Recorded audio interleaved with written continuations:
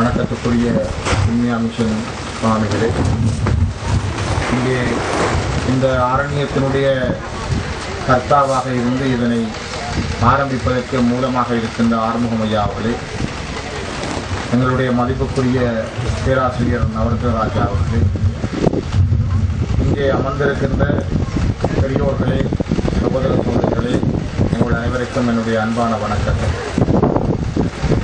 மனிதன் தன்னுடைய மனதை ஆற்றப்படுத்துவதற்காக ஓடிக்கொண்டிருக்கின்றான். மனிதனுடைய நிம்மதி என்கிற ஒரு சொல்லுக்காக அவன் எங்கெங்கெல்லாமோ தன்னை தேடிக்கொண்டே இருக்கின்றான். மனிதம் உலகத்தை தேடுகிறது. மனிதம் உலகத்திலே இருக்கிற இயற்கையை கூட மீறி தன்னால் எதையும் செய்ய சாதிக்க முயல்கிற பொழுது அவனுடைய மனம் சோர்வடைகிறது. அந்த சோர்வை நீக்குவதற்காகவும் தன்னுடைய மனதில் ஏற்படுகின்ற புரள்வுகளையும் இடர்களையும் கலைந்து கொள்வதற்காகவும் அந்த வேதனைகளிலே இருந்து தான் மீண்டு வருவதற்காகவும் மனிதன் ஓடிக்கொண்டே இருக்கின்றான். அந்த ஓடிக்கொண்டிருக்கிற மனிதனுடைய அந்த மாண்புகளை சரியாக புரிந்து கொண்ட ஒவ்வொரு யோகர்களும் சித்தர்களும் அந்த மனிதனுக்கான சில ஆறுதல்களை வழங்கிய ஒரு கட்டம்தான் இந்த யோகாசன நடைமுறைகள்.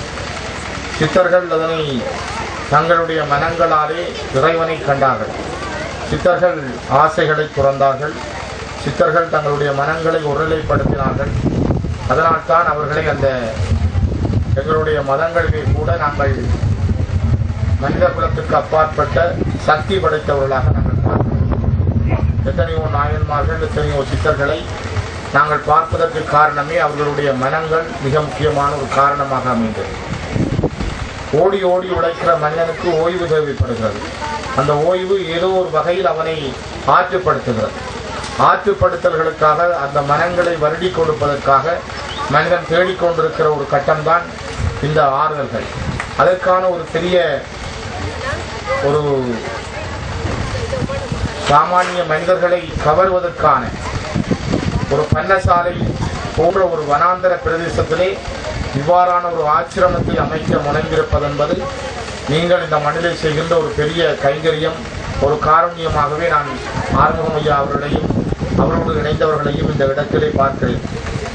ஏனென்றால் இது எங்களுடைய சுவாமிகள் சொன்னது போல நாங்கள் ஒரு வரலாற்று ரீதியான பாரம்பரியமான சிவதலங்களை கொண்ட, இங்காலே பார்த்தால் ஒட்டி சுட்டான் சாந்தோண்டீஸ்வரர், இங்காலே பார்த்தால் பவனிக்குளம் சிவன் கோயில், இன்னொரு பக்கம் பார்த்தால் உத்தரபுரம் சிவபுரீஸ்வரம், இப்படியே சிவனுடைய ஆலயங்களையும் கொண்டு பிரபல்யமான அம்மன் விஷ்ணு ஆலயங்களையும் கொண்டிருக்கிற முழுக்க மனிதர்கள் பண்டாரவணியன் காலத்திலிருந்து இந்த மண்ணிலே நிறையோடு வாழ்ந்த அந்த கண்ணகி தாயினுடைய கருணைகளோடும் இருக்கிற இந்த மண்ணிலே இவ்வாறு நீங்கள் இடத்தை தெரிவு செய்திருப்பது என்பது ஒரு மிக முக்கியமான ஒரு காத்திரமான பிரதேசமாகவே நான் இதை பார்க்கிறேன்.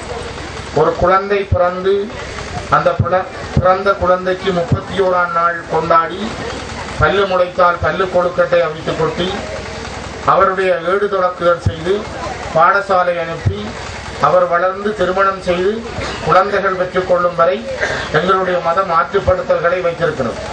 ஒவ்வொன்றும் ஒவ்வொரு மனித நடைமுறைகளிலே வருகிற ஒவ்வொரு ஆற்றுப்படுத்தல்கள். ஆகவே அதனைத்தான் பேராசிரியர் சபா ஜெயராஜா அவர்கள் சொல்வார்கள், சீர்மியம் என்று சொல்வார்கள். சீர்மியம் மனிதனை ஒரு மனோரீதியாக அவரை சீர்மியப்படுத்தி கொண்டு செல்கிறது. இது என்று எங்களிடம் காணாது அல்லது இல்லை என்கிற ஒரு காரணத்தால் தான் நாங்கள் யுத்தத்துக்கு பிற்பாடு எங்களுடைய மனங்களை வேறு வேறு வழிகளிலே அலைவாய விடுகிறோமா? நாங்கள் புறப்பட்ட வெளிக்கிட்ட திசைகளில் இருந்து எங்களுடைய அந்த சரியான இலக்குகளில் இருந்து எங்களை திசை மாற்ற எடுக்கின்ற முயற்சிகளில் நாங்கள் பலியாகி போகிறோமா என்கிற எண்ணம் எங்களிடம் தோன்றுகிறது. அந்த நடைமுறைகள் தான் இன்று எங்களுடைய இளைஞர்கள், குழந்தைகளிடம், பாடசாலை பிள்ளைகளிடம் கூட அது பிரயோகிக்கப்படுகிறது. இந்த கட்டத்தில் இந்த பள்ளி பிள்ளைகளை அறநெறி பாடசாலைகளூடாக இந்த நமஸ்காரங்களையும் யோகாசனங்களையும் விரிவுபடுத்தி அவர்களுடைய மனங்களை ஒருநிலைப்படுத்துகிற இந்த முயற்சியை எடுத்த ஆறுமுகம் ஐயா அவர்களுக்கும் இந்த பாபாஜி ஆரண்யத்திற்கும் என்னுடைய மனப்பூர்வமான வாழ்த்துக்களையும் நன்றிகளையும் நான் குறிப்பிட விரும்புகிறேன். ஏனென்றால் மனிதகுலம் நிம்மதி வேண்டுகிறது. மனிதகுலம் ஒன்று ஆறுதல் வேண்டி ஓடிக்கொண்டிருக்கிறது. மதத்தை மதிக்கிற தன்மைகள் எல்லாம் குறைந்து கொண்டு செல்கிறது. அது ஒரு தேடி பிடித்து வலிய திணிக்கிற ஒரு காரியமாக மாறிக்கொண்டிருக்கிறது. என் தந்தையார் தேவாரம் பாடினார், என்னால் அந்த அளவுக்கு பாட முடியவில்லை.